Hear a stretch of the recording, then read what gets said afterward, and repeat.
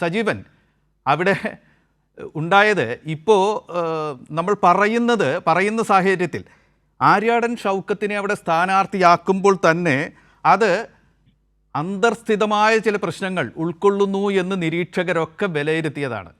ആര്യാടൻ ഷൗക്കത്തും അദ്ദേഹത്തിൻ്റെ പിതാവും പാണക്കാട് കുടുംബവുമായുള്ള ബന്ധം എന്താണ് എന്ന് നമുക്ക് എല്ലാവർക്കും അറിയാം.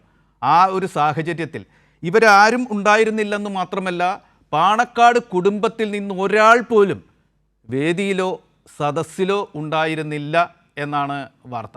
ഒപ്പം തന്നെ ഇവർ തന്നെ വി.ഡി. സതീശനും കെ.സി. വേണുഗോപാലും മാത്രം എന്ന നിലയ്ക്ക് ഒന്നാംകിട നേതാക്കളിൽ നിന്ന് സാന്നിധ്യം ചുരുങ്ങിപ്പോയി. ഈ പറഞ്ഞവരൊക്കെ കെ. സുധാകരനും രമേശ് ചെന്നിത്തലയും കെ. മുരളീധരനും വിട്ടുനിൽക്കുന്നൊരു സാഹചര്യം ഉണ്ടായി.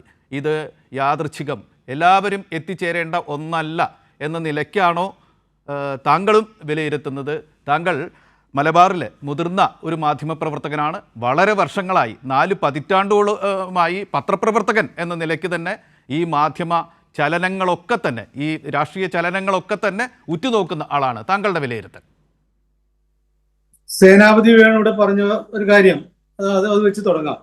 അദ്ദേഹം പറഞ്ഞത് കല്യാണമൊന്നും അല്ലല്ലോ, ഒരാൾ പോകാൻ പറ്റിയില്ലെങ്കിൽ പകരക്കാരൻ അയക്കാന്നുള്ളത്. അപ്പൊ അത് വേണ്ട, അങ്ങനെ അയക്കണമെന്നില്ല. ഇപ്പം അദ്ദേഹം പറഞ്ഞ വേറൊരു കാര്യമുള്ളത്, ഇതില് MA ബേബി പങ്കെടുത്തില്ലല്ലോ, അപ്പൊ അതൊക്കെ വിട്ടു എന്ന് പറയണ്ടേ? ഇവിടുത്തെ പ്രശ്നം അതല്ല. ഇവിടെ അൻവർ ഇപ്പോൾ ഉയർത്തിയ ഒരു കാര്യമുണ്ട്. അതായത് പാണക്കാട് തങ്ങന്മാർക്കെതിരെ അവർ മന്ത്രി ചൂതുന്നതിനെ പരിഹരിച്ചുകൊണ്ട് പണ്ട് തന്റെ പിതാവ് മന്ത്രിയായിരിക്കുന്ന സമയത്ത് ഷൗക്കത്ത് നടത്തിയിട്ടുള്ള ഒരു പരിഹാസ പ്രതികരണം, ആ പ്രതികരണം ഇപ്പോൾ ഇവിടെ അൻവർ ഓർമ്മിപ്പിച്ചിരിക്കുകയാണ്. നമുക്ക് നേരത്തെ താങ്കൾ പറഞ്ഞ പോലെ അറിയാം, ലീഗും ആര്യാടും മുഹമ്മദും തമ്മിൽ ഉണ്ടായിരുന്ന ബന്ധം, ആ ബന്ധത്തിന്റെ ഒരു പ്രശ്നങ്ങൾ നമുക്കറിയാമല്ലോ. അവർ നമ്മൾ ഇരിപ്പുവശം എന്താണെന്നുള്ള കാര്യം നമുക്കറിയാം. ആര്യാടൻ ഷൗക്കത്ത് കഴിഞ്ഞ തവണ മത്സരിക്കുമ്പോൾ, ആര്യാടൻ മുഹമ്മദ് മത്സരിച്ച സമയത്ത് തന്നെ അദ്ദേഹത്തിന് 5000 ചില്ലുവാനും വോട്ടാണ്, വളരെ കുറഞ്ഞ ഭൂരിപക്ഷം മാത്രമാണ് അവസാനം കിട്ടിയത്. അത് കഴിഞ്ഞിട്ട് ആര്യാടൻ ഷൗക്കത്ത് മത്സരിക്കുമ്പോൾ 11,000 വോട്ടിന്റെ ഡിഫറൻസിലാണ് ഷൗക്കത്ത് പരാജയപ്പെടുന്നത്. അദ്ദേഹത്തിന്റെ എതിർ സ്ഥാനാർത്ഥിയായിരുന്നു, അന്നത്തെ LDF സ്ഥാനാർത്ഥിയായിരുന്നു അൻവർ ജയിച്ച് 11,000-ലേറെ വോട്ടിനാണ്. അതായത് ഈ പ്രശ്നം അന്ന് ഉയർത്തപ്പെട്ടിരുന്നു. അതായത് പാണക്കാട് തങ്ങന്മാര് മന്ത്രി ചൂതുന്നതിനെ പരിഹരിച്ചുകൊണ്ട് അദ്ദേഹം നടത്തിയിട്ടുള്ള ഒരു പ്രതികരണം. ആ പ്രതികരണത്തിന്റെ പശ്ചാത്തലത്തിൽ വേണം ഇന്ന് പാണക്കാട് കുടുംബത്തിൽ നിന്നും ആരും ഈ കൺവെൻഷനിൽ പങ്കെടുക്കാത്തതിനെ കുറിച്ച് നമ്മൾ വിലയിരുത്താൻ. അതായത് സാദിഖ് അലി തങ്ങൾ സ്വാഭാവികമായിട്ടും നമുക്കറിയാവുന്നവരെ ഹജ്ജിന് പോയതാണ്, അദ്ദേഹത്തിന് വരാൻ പറ്റില്ല.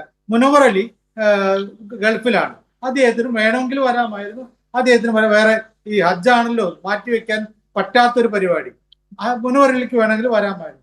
അതല്ലെങ്കിൽ ഈ അവിടെ ആ മലപ്പുറം ജില്ലയിൽ തന്നെ അബ്ബാസ് അലി തങ്ങൾക്ക് വരാമായിരുന്നല്ലോ. അബ്ബാസ് അലി തങ്ങളോ ആരെങ്കിലും അവിടെ കുറെ പേര് ഇനിയുണ്ടല്ലോ പാണക്കാട് കുടുംബത്തിലെ പ്രധാനപ്പെട്ട ആണുങ്ങളായിട്ട് അവരാരും പങ്കെടുത്തില്ല എന്നുള്ളത് ആണ് പ്രധാനപ്പെട്ട പ്രശ്നം. അവർ പങ്കെടുക്കാത്തതിന്റെ പശ്ചാത്തലമാണ് ഞാൻ പറഞ്ഞത്. ഈ ഒരു പശ്ചാത്തലത്തിൽ അവർ പങ്കെടുത്തില്ലെങ്കിൽ സ്വാഭാവികമായിട്ട് ആളുകൾ ചിന്തിക്കും, ഇത് നമ്മൾ ആരോപണം ഉന്നയിക്കുന്ന ആളുകളുടെ കാര്യം മാറ്റിവെക്കാം. കൃത്യമാണ് സജീവൻ. ഒപ്പം തന്നെ കോൺഗ്രസ് നേതാക്കൾ, മുതിർന്ന കോൺഗ്രസ് നേതാക്കളിൽ ചിലർ കൂടി പങ്കെടുക്കാതിരുന്നൊരു സാഹചര്യമുണ്ട്. അതും സ്വാഭാവികം എന്നാണ് സ്വാഭാവികമായി തന്നെ സേനാപതി വേണു പറയുന്നത്. താങ്കളുടെ അതിലുള്ള അഭിപ്രായം കൂടി? അതെ, അതാണ് രണ്ടാമത് വേണു പറഞ്ഞ ഒരു കാര്യത്തിൽ അത് സ്വാഭാവികമാണ്. അവർ തിരക്കിലാണ്, മണ്ഡലത്തിൽ പരിപാടി ഉള്ളതുകൊണ്ടാണെന്നൊക്കെ പറഞ്ഞു. പക്ഷേ അവിടെയും ഞാൻ ഈ അൻവറിന്റെ വാക്കുകളാണ് കഴിഞ്ഞ ദിവസം പറഞ്ഞ വാക്ക്. അദ്ദേഹം സ്ഥാനാർത്ഥിത്വം പ്രഖ്യാപിക്കുന്നതിന് മുമ്പേ നന്ദി പറഞ്ഞ കുറെ ആളുകളുണ്ട്. അതൊന്ന് മുസ്ലിം ലീഗിലെ ആളുകളൊക്കെ, കുഞ്ഞാലിക്കുട്ടി സാഹിബ് ഉൾപ്പെടെയുള്ള ആളുകളുടെ പേര് പറഞ്ഞിട്ടുണ്ട്. രണ്ടാമത് അദ്ദേഹം പറഞ്ഞ് കെ സുധാകരൻ പ്രകീർത്തിച്ചു.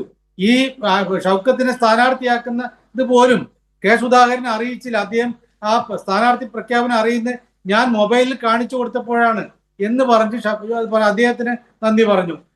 രമേശ് ചെന്നിത്തലയ്ക്ക് നന്ദി പറഞ്ഞു, കെ മുരളീധരന് നന്ദി പറഞ്ഞു. ഇങ്ങനെ അദ്ദേഹം നന്ദി പറഞ്ഞ ആളുകളാരും ഇതിൽ പങ്കെടുത്തില്ല എന്നുള്ളതാണ്. അവർ പങ്കെടുത്ത് പ്രസംഗിക്കുക എന്നുള്ള, അപ്പോൾ 2 മണിക്കൂർ നേരത്തെ പരിപാടിക്ക് പ്രസംഗിക്കാൻ അധികം ആളുകൾ വെക്കണമെന്നില്ല. പക്ഷെ പലപ്പോഴും സാന്നിധ്യം മതി. എല്ലാവരും പ്രസംഗിക്കണമെന്നില്ലല്ലോ. അവരുടെ സാന്നിധ്യം ഉണ്ടാകുമ്പോൾ, പ്രത്യേകിച്ച് അൻവർ ഇങ്ങനെ പ്രകീർത്തിച്ചൊരു ഘട്ടത്തിൽ അവർക്ക് നന്ദി എനിക്ക് വേണ്ടി എന്നെ ആ മുന്നണിയിൽ എടുക്കാൻ വേണ്ടിയിട്ട് എനിക്കൊരു സീറ്റ് തരാമെന്ന് ഉറപ്പ് നൽകിയിട്ടുള്ള ആളുകളൊക്കെയാണ്. എനിക്ക് എന്നെ ആശ്വസിപ്പിച്ചവരാണ്.